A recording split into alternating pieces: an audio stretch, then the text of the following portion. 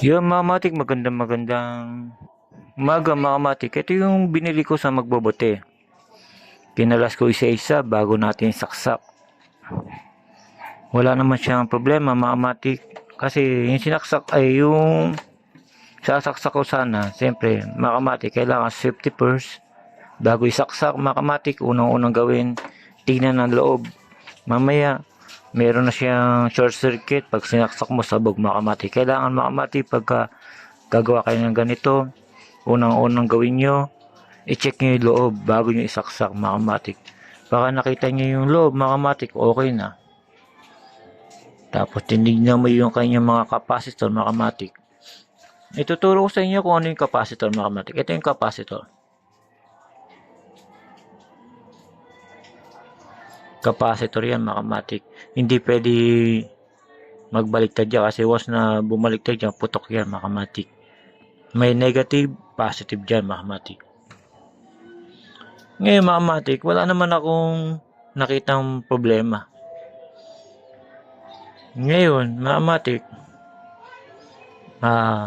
siyempre mga matik, yung try ko sa DC mga kamatik, wala pala siyang sira.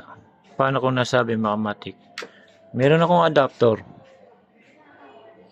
Siyempre mga matik, pag wala akong nakita sira mga matik, testing ko doon sa kanyang power supply. Yung nakita ko mga matik, ang problema niya pala kaya wala siyang power supply, kalawang na yung loob ng sinasaksakan ng DC-12.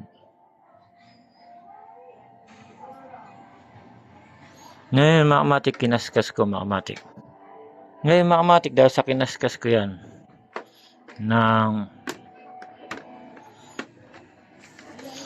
kinaskas ko mga matik,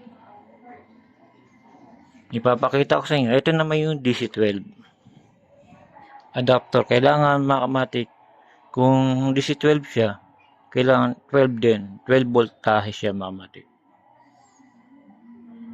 Yun din, hindi pwede siya isaksak sa 220 volts kasi sasabog yan mga kamatik, kasi ang power supply nito mga kamatik hanggang 12 volts lang. Kailangan mo gagamit adapter. Ngayon mga kamatik, sasaksak ko na. Dahil sa wala akong nakita mga kamatik, tinignan ko na, kasi mga kamatik, pagka sinaksak mo ang isang bagay kahit di mo siya binubuksan tapos wala siyang power supply, kailangan nakatutok ka lang mga kamatik sa power supply. Ngayon mga kamatik, ito yung power supply nyo. Sasaksak ko mga kamatik.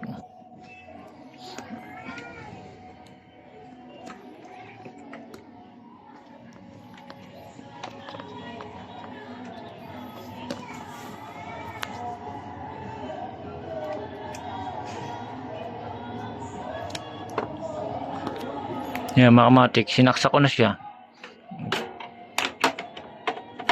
Siyempre wala pang power supply, di ko pa nasasaksak sa ano eh. Yan mga kamatik, wala siya mga kamatik. Yan mga kamatik, dahil sa nakita nyo umiilaw na siya.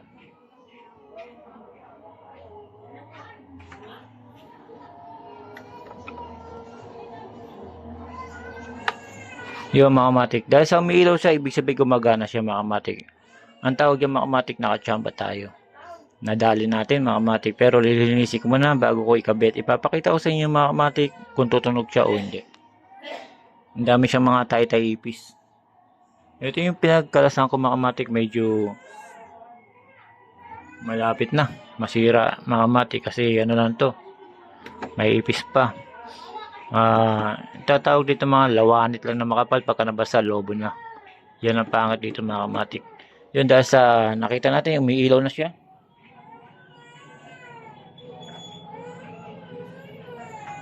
Assemble ko muna mga kamatik, tayo ipapakita ko sa iyo. Ayun mga kamatik, dahil sa inopen ko siya mga kamatik, akala ko ganun din kadali yan mga kamatik, na power supply siya. Okay naman yung power supply niya. Inaayos ko yung pinakasaksakan ng ano kasi hindi siya gumagana. Yung pala mga kamatik, kala ko dun sa mga potassium meter lang mga problema niya. Yung pala mga kamatik, yung sa may saksaka mismo ng kanyang jack mga kamatik, kasi kinakalawang na mga kamatik. Ngayon mga kamatik, dahil sa okay na to, maganda sana to kasi meron siyang pinaka TV niya. Ang problema, hindi talaga maayos yung pinaka yan mga kamatik, yung kanyang pinaka tape mga kamatik. Medyo ewan ko kung maayos pa natin. Maganda sana kung maayos para mas maganda, pero kung hindi maayos mga kamatik, wala.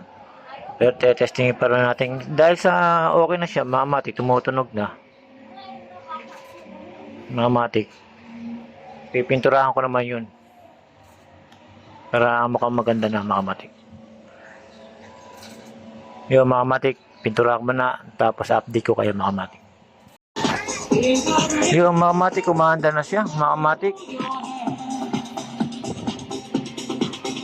pero mahina lang mga kamatik. May lalakas pa sana kung mapapalitan yung potassium meter. Todo na siya mga kamatik eh.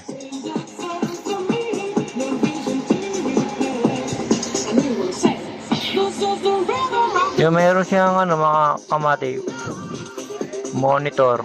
Ayan.